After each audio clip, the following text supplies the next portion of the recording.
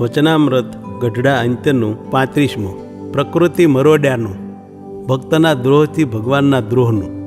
તારીખ 12/4/1829 રવિવાર. સંક્ષિપ્ત સાર.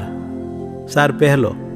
ગમે તેવા સુખ દુઃખ માન અપમાનમાં પણ જે હંમેશા પોતાનો જ અવગુણ લે પણ શ્રીહરિ તથા સંતનો અવગુણ ન લે તેનો આશરો ક્યારેય ટળે નહીં.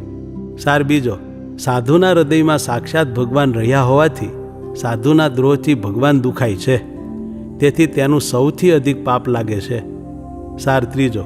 પ્રત્યક્ષ ભગવાનને સદા સાકાર તથા સર્વકર્તા સમજે તથા તેની ભક્તિ કરે એ આદિક 6 લક્ષણે યુક્ત સાધુની સેવાથી સાક્ષાત ભગવાનની સેવા કર્યાનું ફળ મળે છે. સ્વામિનારાયણ હરે, સ્વામિનારાયણ હરે. સંવત 1885ના ચૈત્ર સુધી 9મીને દિવસ સ્વામી શ્રી સહજાનંદજી મહારાજ શ્રી ગઢડા મધ્ય દાદા ખાચરના દરબારમાં શ્રી ગોપીનાથજીના મંદિરને વિશે વિરાજમાન હતા ને સર્વ શ્વેત વસ્ત્ર ધારણ કર્યા હતા ને પોતાના મુખારવિંદની આગળ સાધુ તથા દેશ દેશના હરિભક્તની સભા ભરાઈને બેઠી હતી. પછી શ્રીજી મહારાજને સુકમુનિએ પ્રશ્ન પૂછ્યો જે, હે મહારાજ, જેના હૃદયમાં ભગવાનનો ને ભગવાનના ભક્તનો દ્રઢ આશ્રય હોય, જે આશ્રય ગમે તેવો આપતકાળ આવી પડે ને દેહને સુખ દુઃખ માન અપમાન દેશકાળનું વિષમપણું ઇત્યાદિ કે કરીને જાય નહીં, તે કેમ જણાય જે એને એવો આશ્રય છે? અને તેના મનનો અભિપ્રાય તથા દેહનો આચાર તે કેવો હોય તે કહો. ત્યારે શ્રીજી મહારાજ બોલ્યા જે ભક્તને એક ભગવાનને વિશે જ મોટેપ હોય ને ભગવાનથી બીજું કોઈ પદાર્થ અધિક ન જાણતો હોય ને ભગવાન વિના બીજા સર્વેને તુચ્છ જાણતો હોય તથા પોતાની જે પ્રકૃતિ હોય તેને ભગવાન તથા સાધુ તે મરોડે ને પ્રકૃતિ પ્રમાણે ન ચાલવા દે ને પ્રકૃતિ હોય તેથી બીજી રીતે વર્તાવે, ત્યારે જે મૂંઝાય નહીં ને પ્રકૃતિ મરોડે તેમાં કચવાઈ જાય નહીં ને પોતાની પ્રકૃતિ ગમે તેવી કઠણ હોય તેને મૂકીને જેમ ભગવાન તથા સાધુ તે કહે તેમ જ સરળપણે વર્તે, એવી 2 પ્રકારે જેની સમજણ હોય તેને ગમે તેવો આપતકાળ પડે તો પણ ભગવાનનો આશ્રય ન ટળે. ત્યારે વળી સુકમુનિએ પૂછ્યું છે, મૂંઝાતો તો હોય, કેમ જે પ્રકૃતિને મરોડે ત્યારે જીવને મૂંઝવણ થાય, પણ તે મૂંઝવણમાં પણ કાંઈ ફેર છે કે નહીં? ત્યારે શ્રીજી મહારાજ બોલ્યા છે, પ્રકૃતિ મરોડે ને મૂંઝાય ત્યારે જે પોતાનો જ અવગુણ લે પણ ભગવાનનો ને સાધુનો અવગુણ ન લે એ સારો, અને જે પોતાનો અવગુણ ન લે ને ભગવાનનો ને સાધુનો અવગુણ લે તો એનો વિશ્વાસ નહીં ને એવો જે હોય તેના આશ્રયનો પણ ઠા નહીં. ત્યારે વળી સુકમુનિએ પૂછ્યું છે, જેની જે પ્રકૃતિ હોય તેને ભગવાને તથા સાધુએ કોઈ દિવસ મરોડી ન હોય, ત્યારે તે પોતાના મનમાં કેમ સમજે જે મારી પ્રકૃતિને મરોડશે ત્યારે મારું ઠીક નહીં રહે? કેમ જે પોતે જે અજમાવેલ વાર્તા ન હોય તેનો વિશ્વાસ કેમ આવે? ત્યારે શ્રીજી મહારાજ બોલ્યા છે, એ તો પોતાના મનના જે સંકલ્પ તેની સામી દૃષ્ટિ રાખે છે. મારા મનમાં ભગવાન વિના બીજા પંચવિષય સંબંધી ભોગ છે, તેમાં શાની વાસના બળવાન છે ને બળવાનપણે કયા વિષયનો સંકલ્પ થાય છે, એમ વિચારે તો જેવો પોતે હોય તેમ માલુમ પડે, પણ બીજી રીતે ન પડે. અને જ્યારે એ વિચારે ત્યારે એમ વિચારે છે, આ પદાર્થનો મારે બળવાન ઘાટ છે ને તેમાં હું પ્રવર્તું છું ને તેમાંથી જ્યારે મને સાધુ મરોડશે ત્યારે મારે ઠીક નહીં રહે, એમ એને પોતાનો નિશ્ચય થાય.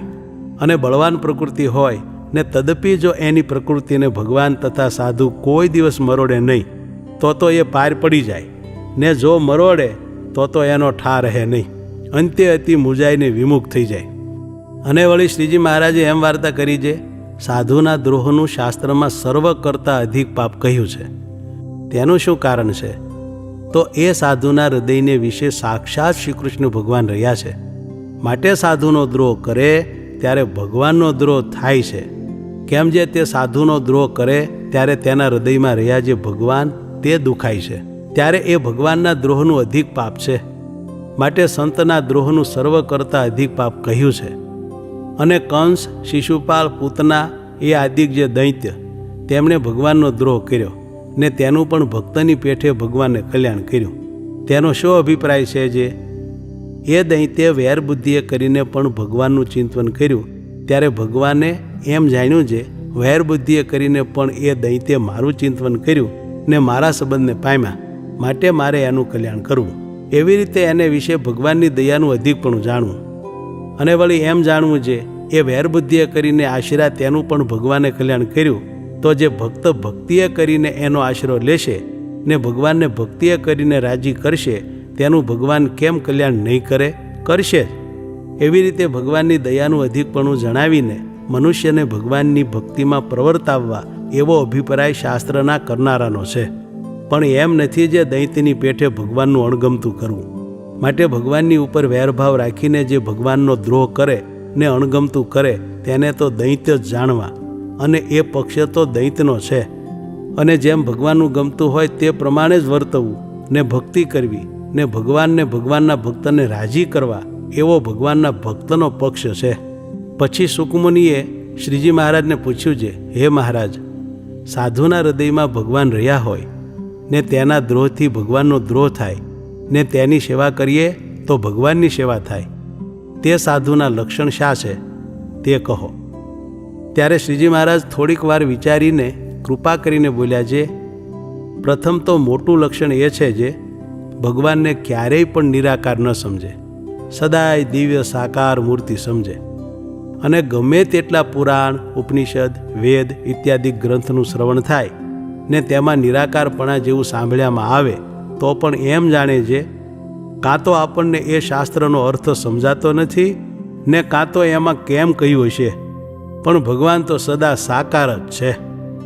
અને જો સાકાર ન સમજે તો તેની ઉપાસના દ્રઢ ન કહેવાય, અને સાકાર ન હોય તેને વિશે આકાશની પેઠે કરતાપણું ન કહેવાય, તથા એક દેશને વિશે રહેવાપણું ન કહેવાય. માટે ભગવાન તો સદા સાકાર જ છે ને અનેક બ્રહ્માંડની ઉત્પત્તિ સ્થિતિ પ્રલયના કરતા છે ને સદા પોતાના અક્ષરધામને વિશે વિરાજમાન છે ને રાજાધિરાજ છે ને તે જ આ પ્રત્યક્ષ છે. એવી રીતે જે આ સમજણ તે કોઈ રીતે કોઈ કાળે ડગી ન જાય, સદા એમ જ સમજે, એક તો એ લક્ષણ હોય. તથા એ ભગવાનની જે એકાંતિક ભક્તિ તેને પોતે કરતો હોય અને એ ભગવાનનું જે નામ સ્મરણ ને કથા કીર્તનાદિક તેને કોઈ કરતું હોય તેને દેખીને મનમાં બહુ રાજી થાય. તથા એ ભગવાનના ભક્તમાં રહેવું હોય તેમાં કોઈ સ્વભાવ આડો આવે નહીં, અને તે સ્વભાવને મૂકે પણ ભગવત ભક્તના સંગનો ત્યાગ ન કરે, અને તે પોતાના સ્વભાવને સાધુ ખોદે તો સાધુનો અભાવ ન લે ને પોતાના સ્વભાવનો અવગુણ લેતો રહે, પણ કચવાઈને ભક્તના સમૂહમાંથી છેટે રહેવાનો કોઈ દિવસ મન ઘાટ પણ ન કરે, એમ ને એમ ભક્તના સમૂહમાં પડ્યો રહે એવો હોય. તથા સારું વસ્ત્ર, સારું ભોજન, સારું જળ તથા જે કોઈ સારું પદાર્થ પોતાને પ્રાપ્ત થાય તો મન એમ ઘાટ કરે છે આ પદાર્થ હું ભગવાનના ભક્તને આપું તો ઠીક, અને તે પદાર્થ તેને આપે ને રાજી થાય એવો હોય. તથા ભક્તના સમૂહમાં રહેતો હોય ને તેની કોઈનું એમ ન થાય છે આ તો કેટલાક વર્ષે ભેગો રહ્યો પણ એના અંતરનો તો કાંઈ તાગ આવ્યો નહીં ને આ તે કોણ જાણે કેવોય હશે, એનું તો કાંઈ કળાતું નથી, એવો ન હોય. ને જેવો એ માહી બહાર હોય તેને સર્વે જાણે છે આ તે આવો છે, એવો જે સરળ સ્વભાવવાળો હોય અને શાંત સ્વભાવવાળો હોય તો પણ કુસંગીની સોબત ન ગમે ને તે થાય તો તપી જાય. એવી રીતે વિમુખના સંગની સ્વાભાવિક અરુચિ વર્તતી હોય આવે 6 લક્ષણે યુક્ત જે સાધુ હોય તેના હૃદયમાં સાક્ષાત ભગવાન વિરાજમાન છે એમ જાણવું. અને એવા સાધુનો દ્રોહ કરે તો ભગવાનનો દ્રોહ કર્યા બરોબર પાપ લાગે, અને એવા સાધુની સેવા કરે તો ભગવાનની સેવા કર્યા તુલ્ય ફળ થાય છે. ઇતિ વચનામૃતમ ગઢડા અંત્યનું 35મું થયું.